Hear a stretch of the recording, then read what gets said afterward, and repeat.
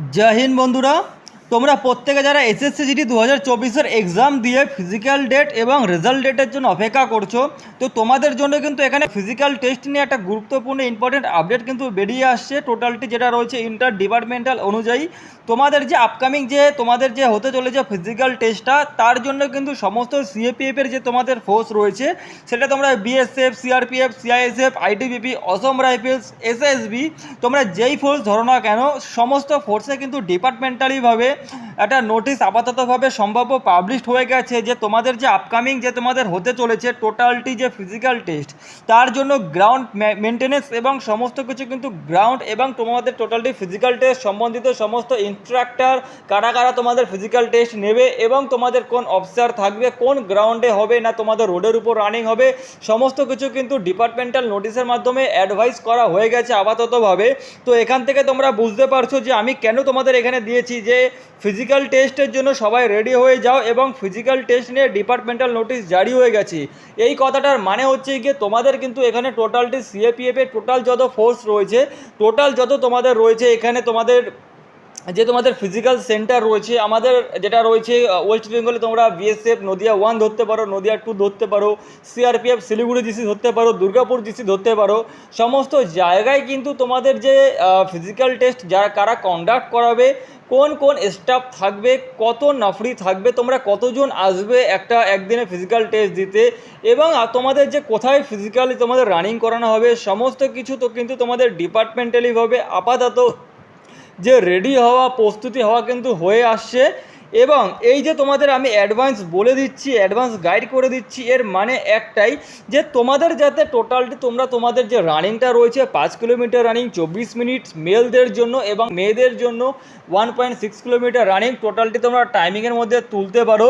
এবং তোমরা ধরে রাখো তোমাদের যে এই সম্ভাব্য যে ডেটটা ফিজিক্যাল ডেটটা, এটা কিন্তু আমি তোমাদেরকে আগেই বলে দিয়েছিলাম যে জুন মাসের তোমাদের ফার্স্ট থেকে সেকেন্ড উইকের মধ্যে তোমাদের কিন্তু টোটালটি যে ফিজিক্যাল টেস্ট এটা কিন্তু তোমাদের স্টার্ট হয়ে যাবে। আমি কেন এর বেসিসে বলেছিলাম, কারণ তোমাদের জুন মাসের ফার্স্ট এবং সেকেন্ড উইকের মধ্যে তোমাদের যেহেতু ফিজিক্যাল টেস্ট শুরু হয়ে যাবে, তার তোমরা 20 থেকে 25 দিন আগে চলে আসবে। যেই 20 থেকে 25 দিন কিংবা 1 মাস আগে চলে আসলে, এই 1 মাস আগে চলে আসলে কিন্তু তোমরা তোমাদের রেজাল্ট কারা কারা ফিজিক্যাল টেস্টের জন্য কোয়ালিফাইড হচ্ছ, কারা যাচ্ছ, অর্থাৎ তোমরা মে মাসের ফার্স্ট উইকে কিন্তু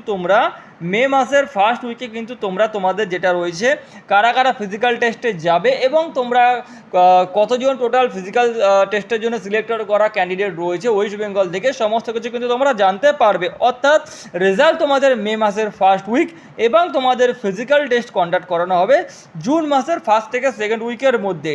যেই সমস্ত ভাই বোনেরা ভাবছো যে তোমরা রেজাল্ট বেরোনোর পর ফিজিক্যাল প্র্যাকটিস শুরু করবে, তারা কিন্তু সবথেকে বড় বোকামি করছো, কারণ তোমাদের কিন্তু ইতিমধ্যে ফিজিক্যাল টেস্ট নিয়ে টোটাল যে স্টাফ তোমাদের গ্রাউন্ড মেনটেনেন্স সমস্ত কিছু কিন্তু কন্ডাক্ট করানোর আপাততভাবে ডিপার্টমেন্টাল সম্ভাব্য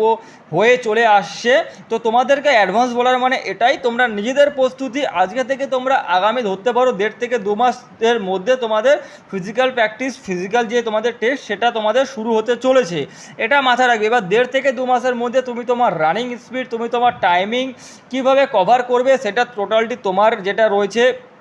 ফিজিক্যাল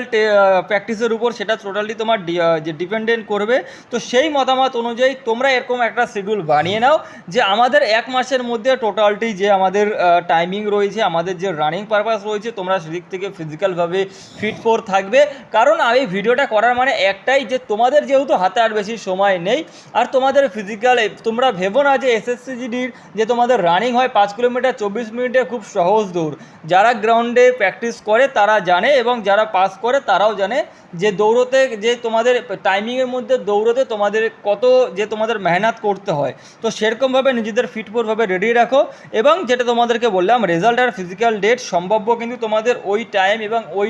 সময়ের মধ্যেই আসতে চলেছে, সেরকমভাবে নিজেদের ফিটফোর রাখো। তো ভিডিওটি এটুখানি আমি শেষ করছি। ভিডিওটি যদি তোমাদের হেল্পফুল মনে হয় অবশ্যই তোমরা ভিডিওটি লাইক এবং শেয়ার করে দেবে এবং আপকামিং এই সম্বন্ধিত তোমাদের নেক্সট ভিডিও পাওয়ার জন্য চ্যানেলটি অবশ্যই সাবস্ক্রাইব করে রাখবে। জয় হিন্দ।